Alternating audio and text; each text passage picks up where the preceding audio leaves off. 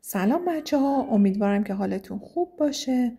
از امروز میخوایم شروع کنیم به خوندن کتاب معجزه شکرگزاری، جادوی سپاسگزاری، نویسنده راندا برن، مترجمان فرزانه و فریبا شیخ الاسلامی. بچه ها این کتاب خیلی عالی هستش و میخوایم با هم شروع کنیم به خوندنش. اول میرسیم به فهرست. یه مطالب کوتاهی درباره نویسنده اینجا به ما گفته و ما کتاب رو از اینجا شروع میکنیم به خوندن. تقدیم به شما، کتاب معجزه شکرگزاری دنیای جدیدی را به رویتان باز خواهد کرد و شادی و نشاط خوبی برای شما برای همیشه به شما میدهد. من قلبم خواستار زندگی بهتر برای همه هستم. گاهی یک کلمه همه چیز را عوض می کند. بیش از 20 قرن است که بعضی اوقات کلماتی با محتوای مقدس ما را دچار سردرگمی و سوء تفاهم کردند. چرا که بعضی کلمات معمایی در خود دارند که اگر حل شوند و راز آنها کشف شود، در آن صورت دنیای جدیدی پیش رویتان باز خواهد شد. راندا برن در کتاب معجزه درباره یکی از مفاهیم مقدس به شکلی رمزگشایی می‌کند که زندگی را تغییر و تحول می‌دهد. یعنی با یک سیر 28 روزه او به ما یاد می‌دهد که چطور این دانش را در زندگی روزمره به کار ببندیم. فرقی نمی‌کند چه کسی باشید یا شرایط فعلی‌تان چیست. در هر صورت معجزه تمام زندگی شما را تحت تأثیر قرار می‌دهد.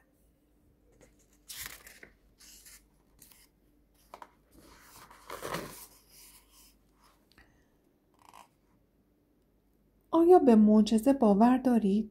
آنهایی که به معجزه اعتقادی ندارند هرگز به آن دست پیدا نمی‌کنند. یادتان می‌آید وقتی کودک بودید با تعجب و حیرت به همه چیز نگاه می‌کردید؟ انگار زندگی پر از هیجان و جادو بود و با کوچکترین اتفاق ذوق می‌کردید. با دیدن شبنم روی برگ‌ها، پرواز پرنده‌ها یا هر برگ و سنگ عجیبی روی زمین متعجب می‌شدید. وقتی دندانتان میافتاد ذوق داشتید که فرشته دندان برایتان جایزه میآورد. لحظه شماری میکردید تا شب عید از راه برسد و بابا نوئل هدیه بیاورد. اصلا به این فکر نمیکرد که چطور یک شبه برای همه بچه‌های دنیا عیدی میبرد. مطمئن بودید که هرگز شما را ناامید نمیکند. در کودکی رویاهایی مانند پرواز گوزن‌ها، وجود فرشته‌ها در باغ، شخصیت انسانی دادن به حیوانات خانگی، شخصیت دادن اسباب بازی‌ها و دست زدن به ستاره‌ها را داشتید. آن زمان دلتان شاد بود، تخیلتان محدودیت نداشت و باور داشتید که زندگی پر از معجزه و جادوست. حس زیبای دیگری که در بچگی داشتیم این بود که همه چیز را خوب می‌دیدیم. هر روز جدید آغاز یک هیجان و ماجرای تازه بود. هیچ چیز نمی‌توانست شادی ما را به خاطر جادویی که حتما رخ می‌داد از بین ببرد. اما کم کم بزرگ شدیم و مسئولیت‌ها، مشکلات و فراز و نشیب زندگی بر ما تحمیل شد و با از بین رفتن شگفتی‌های زندگی به مرور سرخورده شدیم. به همین دلیل است که بزرگترها دوست دارند در کنار بچه‌ها باشند تا دوباره احساس زمان بچگی را تجربه کنند. من در این کتاب تصمیم دارم تا به شما بگویم که جادویی که به آن باور داشتید حقیقت دارد و این نوع نگرش بزرگسالان به زندگی اشتباه است.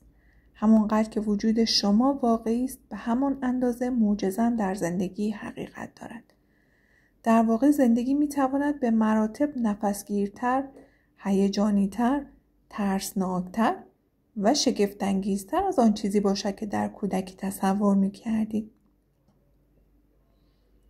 اگر یاد بگیرید که چطور می‌توانید جادو و معجزه را وارد زندگی خود کنید، به رویاهایتان دست پیدا می‌کنید. البته پرواز گوزن‌ها تحقق پیدا نمی‌کند، ولی چیزهایی که دنبالش بودید را خواهید دید. آرزوهایی که مدت‌ها در سر داشتید برآورده خواهد شد. البته شاید متوجه نشوید که چطور همه چیز دست به دست هم می‌دهد تا آرزویتان برآورده شود. چون جادوی نامرئی عمل می‌کند و این هیجان انگیزترین قسمت داستان است. آیا آماده اید تا دوباره معجزه را امتحان کنید؟ آیا حاضرید مانند زمان کودکی هر روزتان پر از شگفتی و هیجان باشد؟ اگر آماده اید برای جادوی زندگی آماده شوید. ماجراجویی ما از 2000 سال پیش آغاز شده است.